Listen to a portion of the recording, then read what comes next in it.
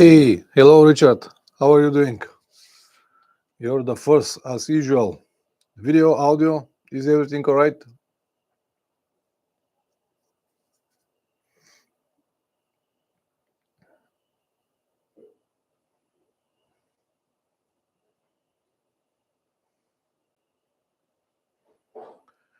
All is well. Audio, video, good. Perfect. Thank you very much. How was the week, Richard? Any news from the Himalayan world? Any updates? Anything to complain or to say that it's good? From the new machine, it's not new anymore. Adam Lukash, good evening. How are you doing, man?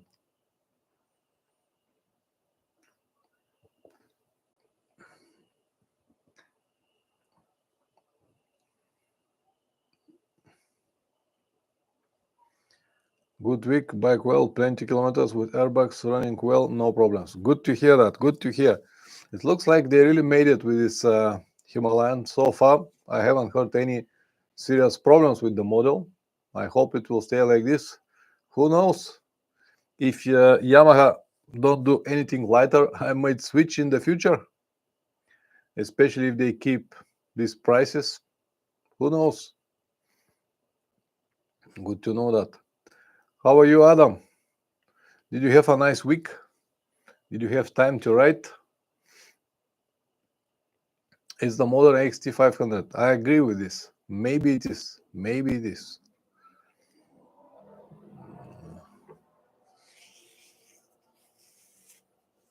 Busy week for me here. Work a little bit with videos, with the bike here and there. Next week I won't be here, guys, because I have a few short trips that I need to complete. One is for a few days to Greece, and the second is to Netherlands. I don't know the dates for Netherlands yet, but for Greece I will go on Wednesday, so probably we won't have any stream on Sunday because I won't be here. If I'm here, Sunday is, what is Sunday? 31st. I might be here. If I'm here, I will let you know. You will be away in Greece as well. Okay, so we might meet each other in Greece finally. What part of Greece you are going to be, Richard?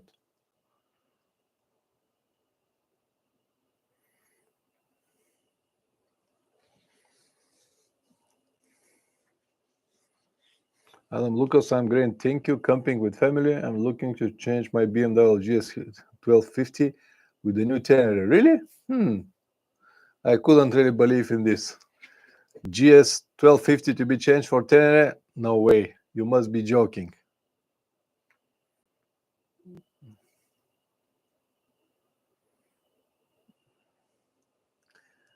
Fly to Athens, fly to Peloponnese, fly to Kefalonia.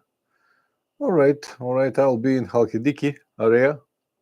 If you come nearby, let me know. We might meet each other for a while. I'll be in Halkidiki area. Let me tell you exactly.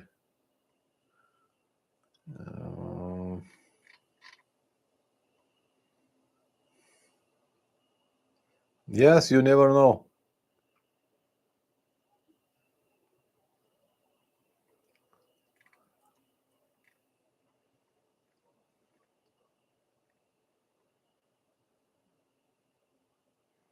Yeah.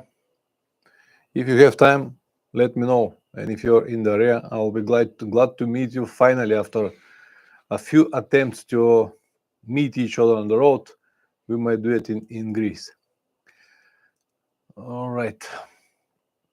So I have an interesting topic to discuss with you guys. As I did last Sunday, we're gonna do exactly the same today.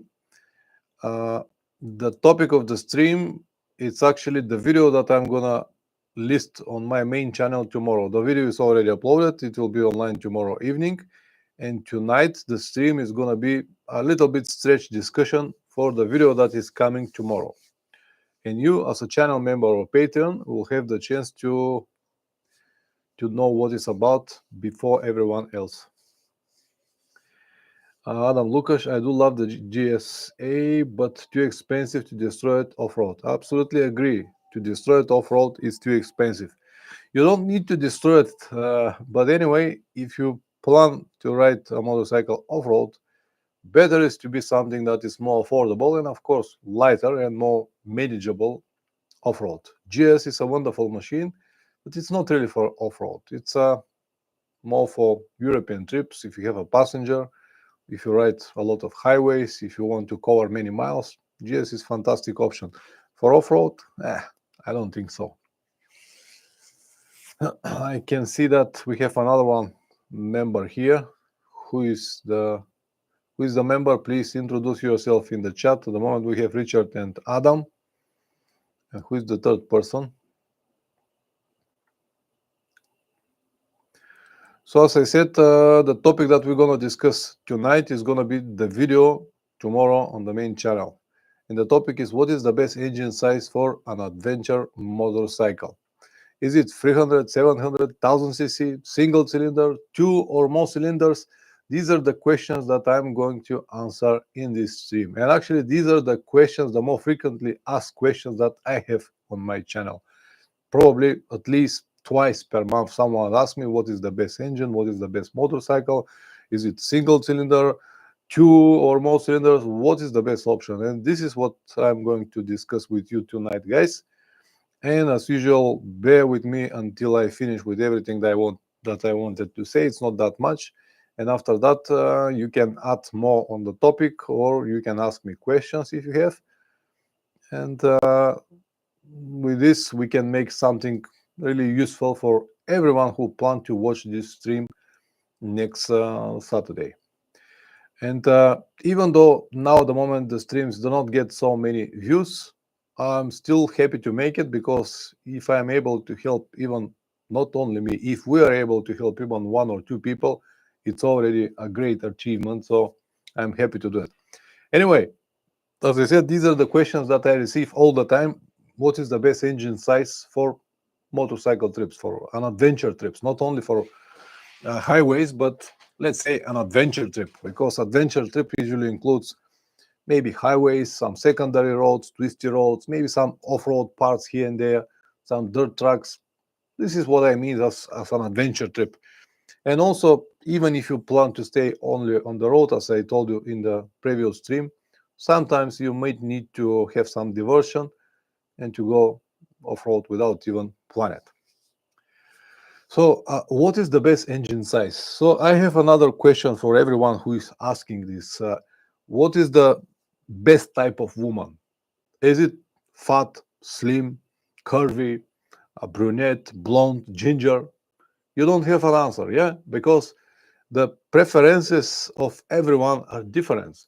And it is exactly the same with motorcycles. There is no one universal motorcycle that will fit to everyone and will cover all the needs everywhere around the world on all kinds of trips.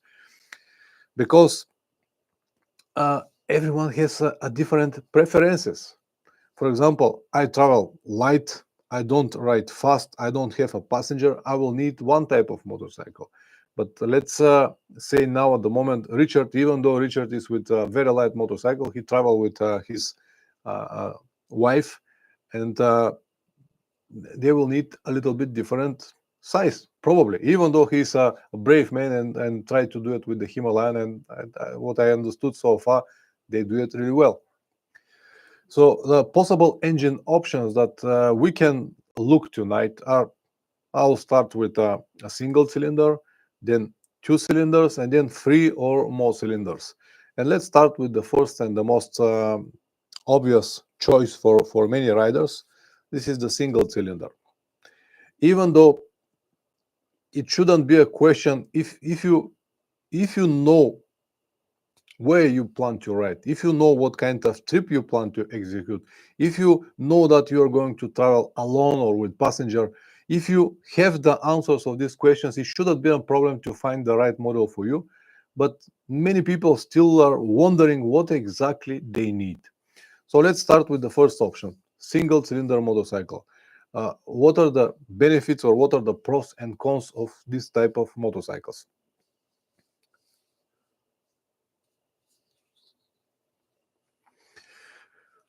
I will start with this. Will tell you something that is so obvious, but as I said, many people don't understand it. Motorcycles are tools, and there are tools, different tools for different purposes. For example, you can have in your garage 3, 4, or 5 different screwdrivers, and they will all have a different purposes.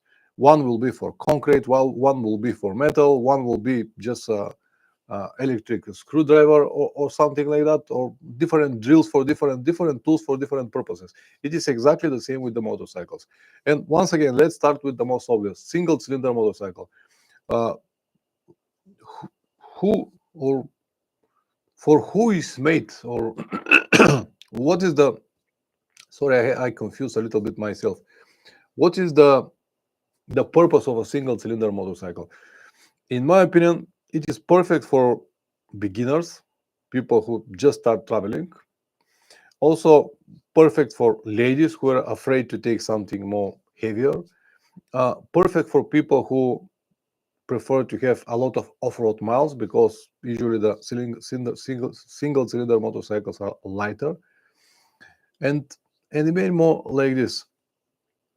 And just because it is easy to buy it, it's more affordable to so many people, because usually the prices of single cylinder motorcycles are like 30, 40, sometimes 50% cheaper than two cylinders motorcycles, and this makes them so popular. They are also perfect if you travel alone, if you don't have much luggage, if you want to have some off-road miles here and there. They are also perfect option for that. The benefits over two or more cylinders, I already told you what they are. The engines are usually lighter, they are simpler. In most of the cases, you will be able to do the maintenance by yourself, and this makes them very a good choice for many people. Also, in general, they are cheap to buy compared to two cylinders or more. If you want to travel on a budget as well, it will be much better option to have a single cylinder motorcycle. I will explain a little bit later why. They are, yeah, once again, they are also maybe the best option if you plan many off-road miles, because of their overall weight, simplicity, and everything that I just told you. In this category, single-cylinder motorcycles, there are many different sizes. You can start from 125, 150, 250, 300, 450, like a Himalayan that Richard has, 500, 600, even 660. So the power also vary from anything from 10, 12 horsepower to almost 70 horsepower. But you have to know always that if you're heavy, big and heavy guy like me, it will be very hard to travel with something like 150cc motorcycle. It's not going to be impossible. Of course, you can do it. You can travel with 50cc scooter, even with bicycle, but it will be more difficult and more hard for you, especially if you need to cover many miles. Now, for example, on my trip to South America, I rode the whole South America on 300cc. It was okay, but it was many situations where I will like to have a little bit more power, because 300cc that I've got was 26 horsepower, so I would like to have at least 50. But it is what it is. Sometimes we use what we have, and we cannot do anything about it. As I said, the horsepower are from 12 to almost 70 horsepower. Uh, Also, the single-cylinder motorcycles, especially if they are 450, maybe 500 or 600cc, they tend to have more power on the low range. So if you plan to have a lot of city ridings or a lot of off-road, this low power on the low this more power on the low range will help you a lot.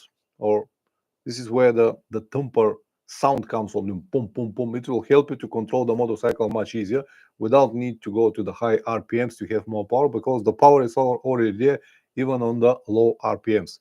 And this makes them also very easy to ride, very easy to control, very easy for beginner to learn how to ride, because of this low RPMs power. Two cylinders motorcycles, on the other hand, they are different story. They provide more power, they provide more comfort, they provide more stability. If you plan to have more highways, more open roads, miles or kilometers, if you want to have more luggage on it, because the motorcycles are usually a little bit bigger, the rear racks are a little bit more stable, the frame is more stable, so they will give you the option to have a little bit more luggage, and maybe to have a passenger, and to cover more miles in comfort. But of course they have their negatives, because usually they are a little bit more expensive to buy it on the first place.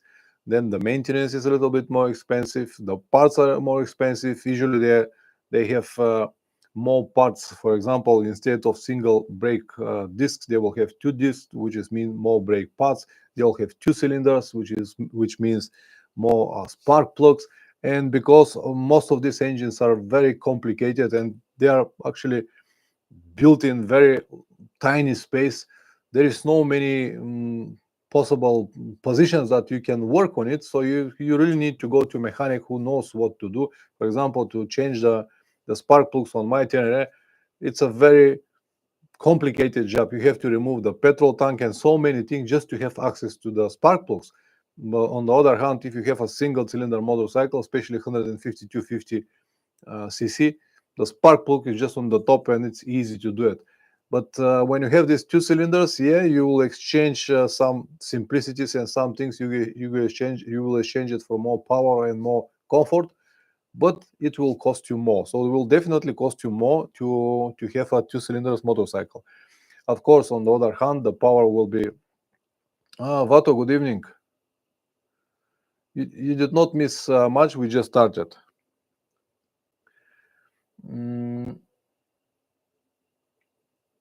All of this, of course, comes also with a little bit more weight. If you have a two cylinders motorcycle, it will weigh at least 30, 40, maybe 50 kilograms more, depends on the model. Some models will be even 100 kilos more. And this might be a problem if you plan to have many off-road miles. It shouldn't be a problem if you have enough skills to control it. But if you don't have the skills, then the weight always matters. Even if you have the skills, it matters. But when you don't have the skills, it matters even more.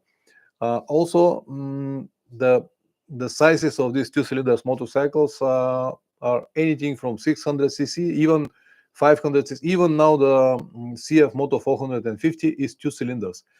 So let's say from 450 cc up to 1300 cc. This is the range of these two cylinders motorcycles. And the horsepower is again anything from 40 to 170 horsepower. And some people will ask, do we really need all of this power to travel and to do our trips? No, absolutely not.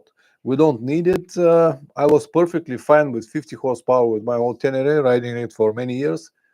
Now I have 72 free horsepower on the new Tenere, more than enough to me. So we don't need this power, but some people just like to ride fast, to twist the throttle, to feel the power. So I cannot blame them. If you're this type of person and you would like to have very powerful engine, then your option will be, of course, to go for two cylinders. If you have a lot of highway miles, you will need a two cylinder. If you have a passenger, you will need a two cylinder motorcycle, even though Richard travel with a single cylinder. But this is the situation. This is the whatever. You understand what I mean?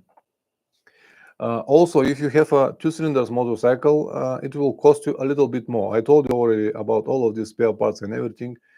And usually when I discuss with someone what is the difference between single cylinder and two cylinders, and most of the people usually say, no, there is no difference, because even if I have two cylinders, the petrol consumption will be the same. Yeah, the petrol consumption will be the same if you ride it with 90 or 100 kilometers per hour. The petrol consumption will be the same between, let's say, Richard's Himalayan and KTM 1290. But if you buy a KTM 1290, you will never ride it with 90 or 100 kilometers per hour, just because you have so much power, you will twist it. And when you twist it, the difference in the petrol consumption will be more than 30%. In overall, I believe that if you have a single cylinder motorcycle and two cylinders motorcycles, you will pay maybe 30% more with the two cylinders motorcycle, 30% more on each one of your long motorcycle trips. It might sound like not so much, but just to put everything in perspective, I will tell you that with a single cylinder motorcycle, you can make 4 trips, 4 long trips, instead of 3 long trips. And you're gonna make 4 long trips uh, with the same money that you're gonna make 3 long trips with two cylinders motorcycle. If you have a lot of money, this might not be a problem for you, but it's a good point that you can think of and eventually might take the right decision. With 3 or more cylinders motorcycles like Triumph Tigers, they get 3 cylinders, like Yamaha Tracer, also 3 cylinders, and a few more models, or 4 cylinders or more. Of course, you have to calculate all prices maybe 2 times more, just to double all the prices because of everything that I already told you. And if you have 3 or 4 cylinders motorcycles, they are wonderful as well. I cannot say anything bad about them, but they are once again different tools for different purpose. They are not exactly for long adventure trips. They are more orientated for long highway trips, or maybe European trips or US trips, Canada trips. These are where you will need to cover many kilometers on good roads.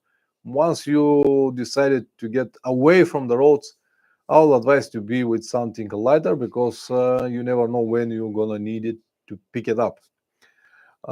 So, as I said in the beginning, there is no right or wrong choice, and I cannot tell you. Maybe someone will be able to tell you what is the best engine size. I just cannot, because, as I said already a few times, different tools for different purposes. The best option for me, for my type of trips, in this moment, at that moment, is this Tenere that I have at the moment, because it fits all of my needs. It's powerful enough to bring me anywhere. It's light enough. It's not light, but it's light enough for me to lift it at least 5, 6, 7 times before I get exhausted. It helps me to control it in a good comfort on the highways. I can also manage it on a normal dirt roads. That's why it's perfect for me. But as I said already a few times, in 10 years time, I will plan to downgrade to something like 450 cc, maybe 30, 40 kilograms lighter, just to fit the needs that I'm gonna have there. Because in 10 years time, I don't think that I will plan any more long trips, because I already covered most of the long destinations around the world, and I will need something that will be easy for me to ride it locally and on the close destinations, or eventually to ship it somewhere, ride it, and come back in more complicated areas. So the lighter and the smaller it is the bike, the better it's going to be for me. That's why everyone need to find exactly the model that fits all of his needs or cover all of his needs, and then it will be the best engine size for him. In my opinion, there is no person in the world at that moment to tell you this is the best or that is the best, because it's all very how I have to say, depends on many different circumstances. And as a conclusion, the only thing that I can say is that don't focus so much on the motorcycle, because it is just a tool. Maybe it's the most expensive tool that you have ever had, but it is still a tool. And I always laugh when I see people that have names on their motorcycles. What is the reason for me to have a name on my motorcycle? In my garage, I have 3 different drills. Should I have a name on each one of the drills? Because they do a few things very nice, or like a motorcycle. It doesn't matter how expensive is your motorcycle, or how much you love it, or how much you pay for it, or whatever you have been together. It's just a tool. It's not a human. Does not need any name. But that's why I said don't focus so much on the motorcycle. Focus on the trip itself, because mm, you can have absolutely wonderful, brilliant trip with a garbage motorcycle and minimum budget, and in the same time you can have a terrible trip with the most expensive motorcycle and unlimited budget. If you don't have the right circumstances, for example, you cannot meet nice people, or you met nice people, you have terrible weather, or you get a wonderful weather, fantastic scenes, wonderful experience, and these priceless moments that we all know from our trips. If you don't have all of this, if they all never match together, it doesn't matter how much you paid or what kind of motorcycles you have on your trips, you can never achieve what we're talking about. That's why stop focusing so much on the motorcycles and just enjoy your trips. Find whatever works for you. As Richard, there are two people joined, they bought this Himalayan, and they have their trips, and it works perfectly fine for them. Even though many people will tell them, it's not for two people, it's not good for this or for that. It doesn't matter. It's all relative, depending on what you need at the moment. And just to mm, what was the word? I forgot the word, man. What was just to recap everything. Single cylinder is single cylinders are usually for beginners, people who like to ride off-road, people who prefer to save weight, to travel light, people who don't have a passenger, don't ride many highways, or people who just want to save money to travel on the budget. These are single cylinders. Two cylinders for people who prefer to have a little bit more power. They have a little bit more budget. They have some, or they have many highways miles on their trips, on their combined trips. They have highway miles, but also they have some dirt roads here and there. And finally, three or more cylinders are for people who will stay mostly 99% of the time on the asphalt, and they have passengers, and they just look for more comfort. I think that this is enough from my point of view. I know that today my thoughts are a little bit more complicated. I hope that you got the main idea. And now I'll be glad if you want to add some information here, or if you have any questions, go ahead, guys.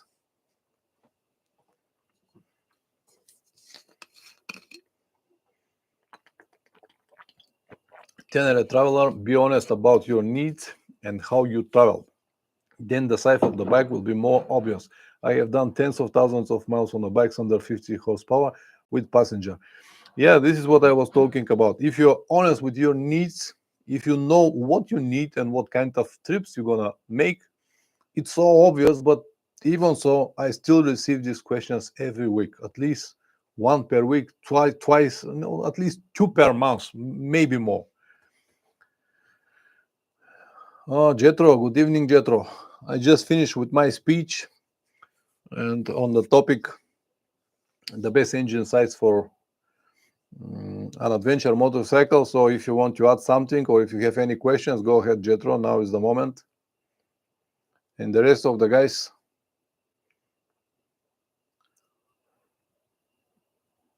cut most of it. Excellent, excellent. I don't feel very coordinated tonight. I lost my mind a few times, but anyway, I think that you got the main idea. Tenor travel bike size is perhaps only an issue in group where the different size bikes might cause problems. Yes, I was thinking to talk about it, and then I forgot. Thank you for adding this, Richard. It's very important. If you travel alone, the bike size does not matter at all. If you travel in a group, oh man, then it's a problem, because especially if you're the slowest in the group, then it's a big problem. Absolutely right. If you travel alone, I mean alone, you might be with a passenger, but just two of you, no more motorcycles, then the size does not matter at all, because you can ride with your own tempo. If it's 70 or 80, let it be 70 or 80. But when you're in a group, it's a problem. In a group, it's a problem even if you have the same engine sizes, because some people are faster than others, some people got more skills than others, and it's always someone that needs to wait. And usually people that are riding fast, they go fast, and then they stop and wait. They go fast again, then stop and wait again. They go fast again and stop and wait again. Instead of slow down a little bit and keep the same tempo, They always ride very fast and they stop and wait and they get nervous. And on some stage, of course, the problems will start. Oh, you're riding too slow, you're too fast. And we can accelerate a little bit, twist a little bit more, and all of these confrontations sooner or later, people will split and everyone will ride their own rides.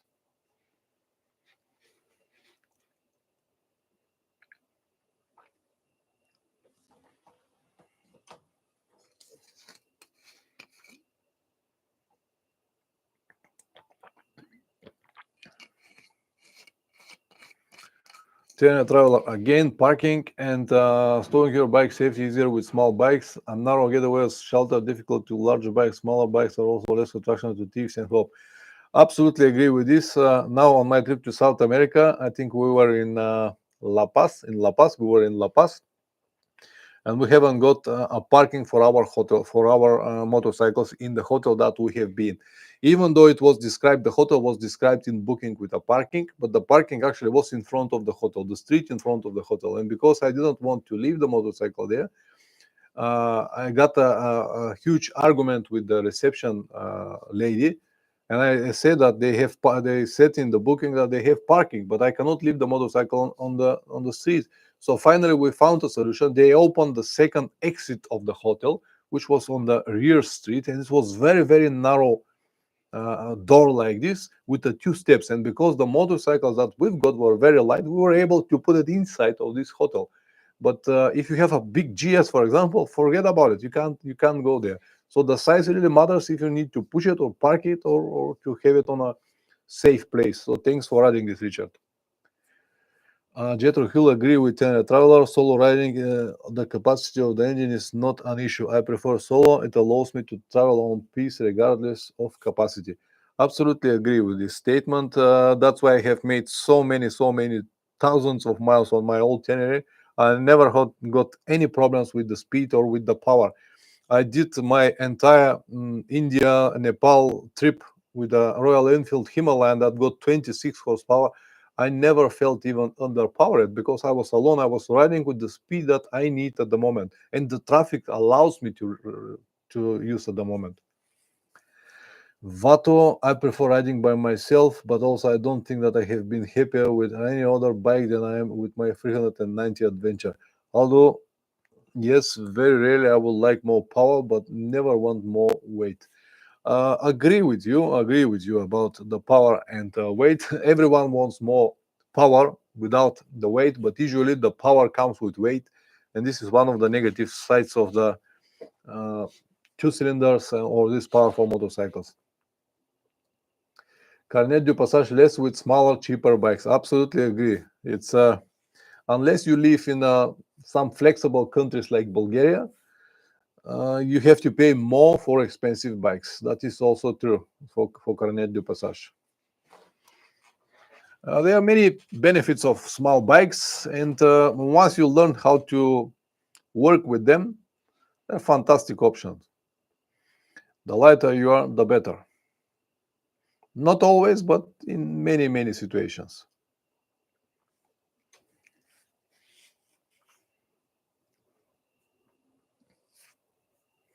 Good points, guys. Go ahead. Jetro. The only drawback for my small capacity KTM is the fuel tank size. I carry extra fuel. South Africa has long stretches off-road in some places. What is the, Jetro, questions to you. What is the longest stretch without petrol station in South Africa? Just let me know, because I never been to South Africa, but one day I will go and I'm sure that I will prove you wrong, because the longest destination without petrol station that I have ever seen was 470 kilometers. And 470 kilometers are easily manageable with a simple petrol can that you can buy from everywhere. Now, even on my South America trip, we got like 2 petrol cans, 4 liters each, from the garbage box. They're from oils. Fill it up with petrol and just cross the sections that required more petrols. And what is the capacity of your KTM petrol tank?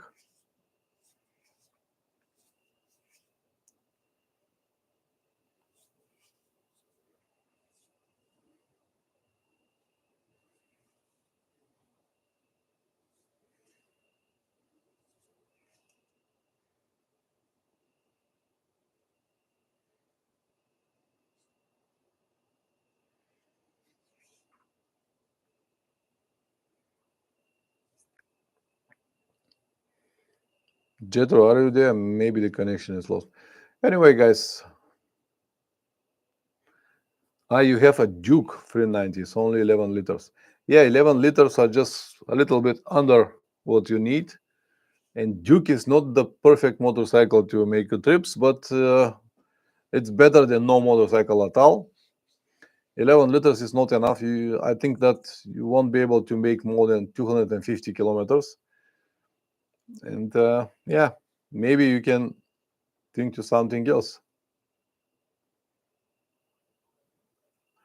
Like Vato 390 Adventure. What is the petrol Vato, yeah. 3.8 gallons. 3.8 gallons. How many liters is this? Let me calculate it.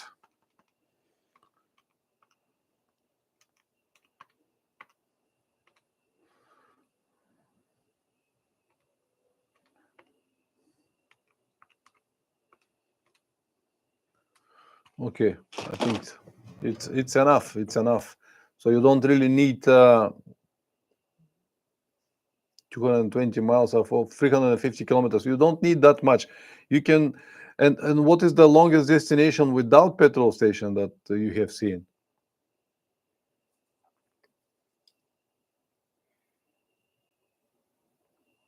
Yeah, 890 Adventure is fine with 20 liters.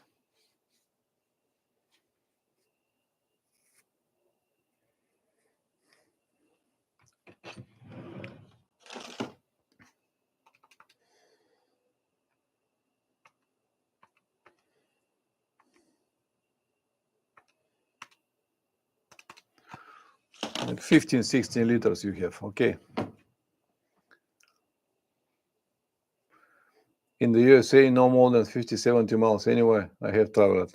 Yeah, understand. In Russia, for example, the petrol stations were every 50 kilometers, unless you go to the far, far east where they became like 250 kilometers one from another. And only one section was like 400 kilometers without petrol station. But almost every destination around the world is the same.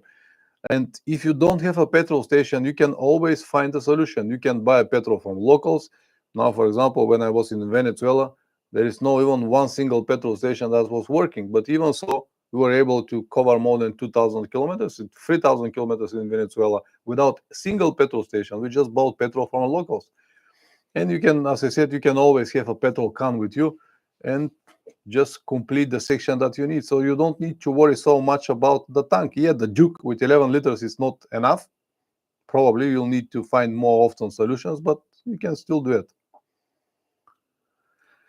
Which trip was my favorite so far? My favorite trips, I liked very much my Central Asia trip, and the second one, or I don't know, I cannot even decide between Central Asia and my Russia trip to Magadan. I liked very much my Magadan trip. It was a wonderful experience, even though it looks like a boring ride. Savke, good evening. How are you? We finished with the main speech, but we are still on the topic, the best engine size for an adventure motorcycle. If you have any questions or if you want to add something on the topic, please feel free to do it.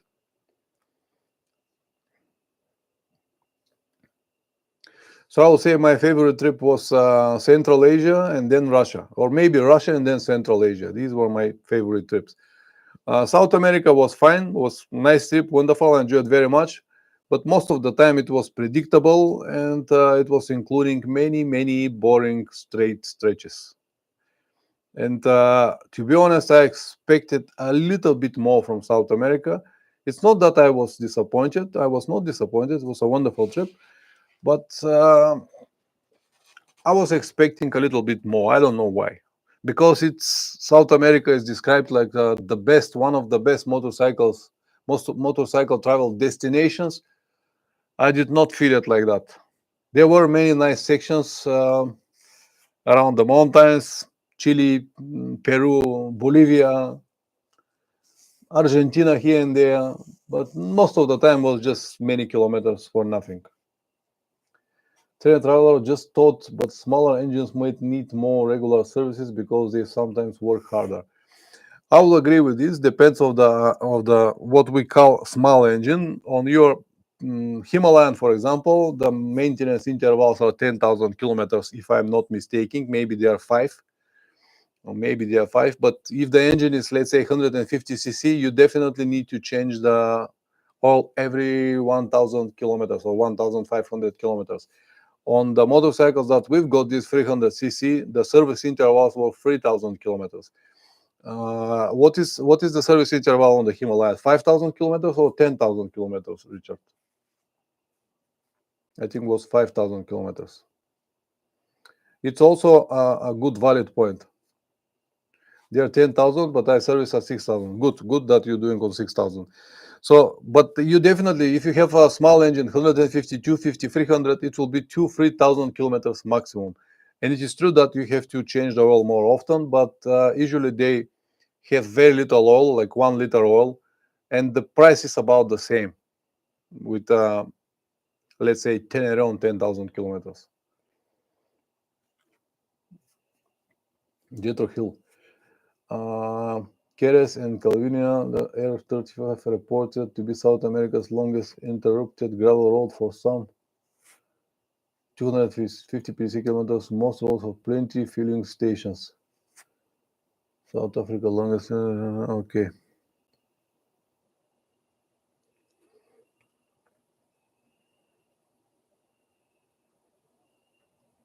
So 250 kilometers without petrol station. Is that what you're saying, Jetro?